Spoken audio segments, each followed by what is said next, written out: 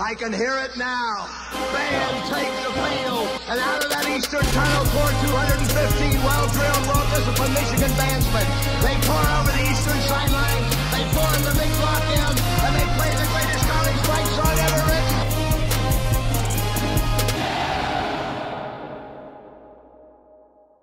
What's up, Seth? How you doing, man?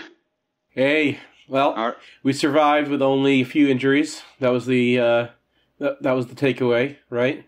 Yeah, I mean, I got to admit that I was not really locked into viewing this game the way I generally am. So I have a friend over who's an Iowa State fan, and we were watching more of the Iowa State game closely. Yeah, so I watched it at my brother's place. He and his friend were there, and they were playing Magic the Gathering on their my brother's second TV.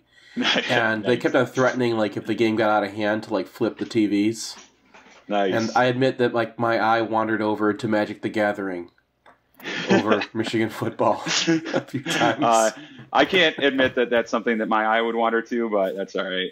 All right, so I got something funny I didn't really to share. understand what was going on, but there's, like, dragons and stuff. So Jim Harbaugh obviously got imitated a lot for Halloween, right? And I think I tagged you in this tweet, but I'm going to share this picture with you right now because a good friend of mine, Peter Joseph, follow him on Twitter. He's a good follow, especially if you like the NBA. But Peter had a bet with a coworker, and the bet was whichever one team lost, Michigan State, the other guy had to dress up like either Mark D'Antonio or Jim Harbaugh. Right. And so Michigan wins. His coworker, I'm going to put it on the screen, share it now. His coworker had to dress up like Jim Harbaugh for the day, and he was not happy about it. So Peter puts this online. He tags Coach Harbaugh, who is going around liking all sorts of people's Halloween posts, and he likes this. With his 2 million followers on Twitter, he likes it. All of a sudden, the post engagement goes nuts. Peter gets 227 likes when his average tweet gets like 1 like from me and maybe one other. Oh, it gets better.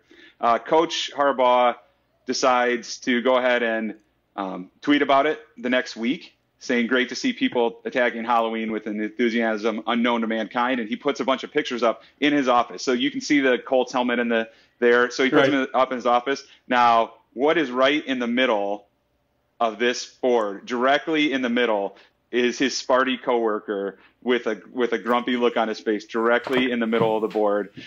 This Jim Harbaugh's office, right in Jim Harbaugh's office. This is like the ultimate troll. His coworker was like furious when he tweeted it, and then when Harbaugh liked it, he was like beside himself. And then the next week again, this gets sent out to all 2 million of Harbaugh's followers with him, and so now his picture sits in Coach Harbaugh's office. That's a great story.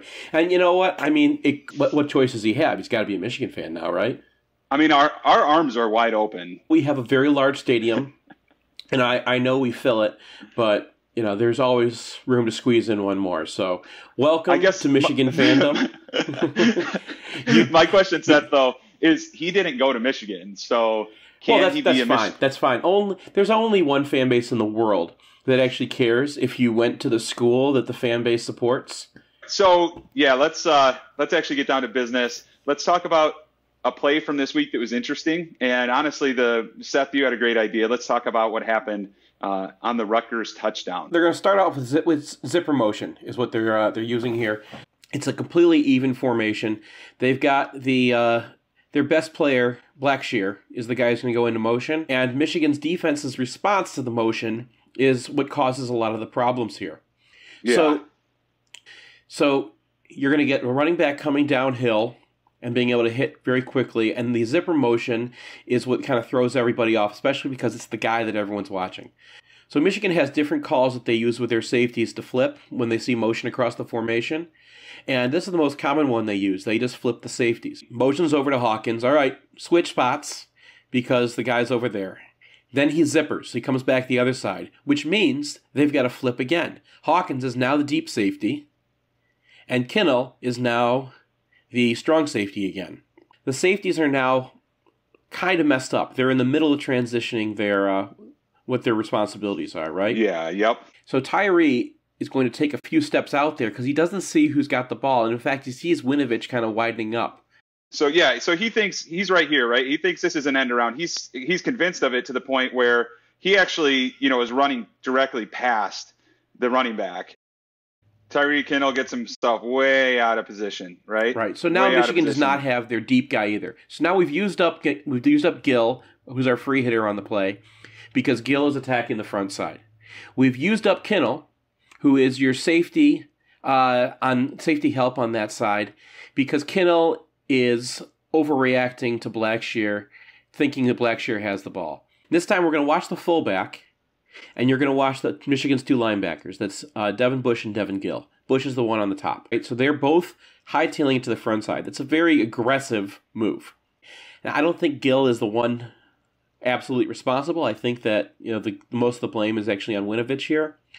But Gill attacking so quickly just gets himself completely sealed, and then he's useless to the play.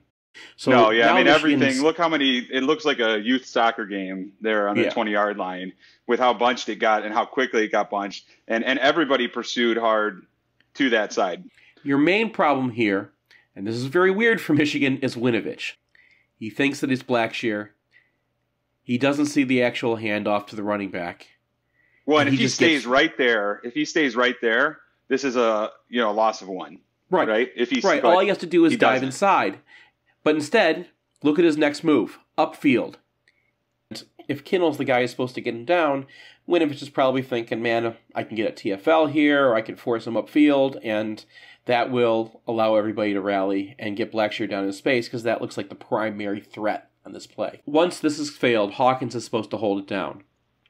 And Hawkins is kind of in position to hold it down until he's not. Brad Hawkins, who I thought was a pretty good athlete, had a very unathletic moment here where a Rutgers freshman just completely runs by him. And here's the thing, he takes a bad angle, right? Right. But if he instead of going straight down the 29-yard line, if he had taken the right pursuit angle from the start, he would have forced the running back further outside, and then you've got help down here from Watson. Instead, I think he just gets completely beat. And I watched it a few times to see if maybe his angle could have been improved. He just does not have the same speed that Pacheco has. And maybe Pacheco is just a very, very fast guy. But, my football spidey sense maybe he is, Seth, but hold on, watch this. Maybe he is fast, but watch Chase Winovich. Chase Winovich is making up ground. Winovich almost caught him. That's so maybe the running back is fast. I think it was more the running back did a good job here. Pacheco did a good job of being shifty. He did kind of move around a lot. He didn't run in a straight line, and so he never gave anybody a good chance on a pursuit angle right there. I mean, it's just a really good run. Well, it was just a straight up Hawkins does not have the speed to catch that guy. And, we've also got we got to replace a safety next year, and if Hawkins doesn't have the speed, it's kind of concerning. So that's a guy we were hoping to see not have that happen too. And I think there might be a safety coming in next year who's a freshman who might have some speed that may be able to step in. And he might be able to step in right away. And Michigan's defense is not the kind of thing that you want to have a freshman safety coming right out of high school. But you can get away with a lot of things, especially at Rover, which is like the strong safety position, the Metellus position. But I mean, I'm not that worried. It's Rutgers. All right, man. Well, hey, it's Rutgers. I don't think people are still watching. Right, but that's what happened. There were a lot of things that had to go wrong on that play to even get to the point where Hawkins is chasing a guy downfield. So it's Rutgers. Are you coming to the Indiana game this weekend? You coming to the tailgate? Yeah, I'll be there. All right, man. It's just so everybody knows, Homeshare Lending's tailgate, last one of the year, unless there's a pop-up tailgate in cities around the country coming up. But last one of the year, 327 East Hoover. Bring money. Homeshare Lending's tailgate helps support the cancer support community of Ann Arbor. Draft beer is $6. There's usually food trucks. So 327 East Hoover, kind of across the railroad tracks, diagonal from where the band comes out of Ravelli Hall. So, yeah, that's it. Yeah, let's just survive, man. Like, we have not gotten a quarterback healthy to the Ohio State game. We were talking about this on the podcast. You need to. I'm gonna knock on my own wood desk right here. You need to knock on some wood because I don't want to hear one more word from anybody about QB health. Because I'm so nervous about that, man. Honestly, that's it. I know. If we can get through healthy, You got to like our chances. You got to like our chances. All right, man. Seth, that was fun. I'll see you Saturday at the game. All right, dude. Go Blue. All right, go Blue. Later, man. Bye. And do you want it me to looks just like Jeff Brom is taking the yeah, Louisville job. Karlaftis.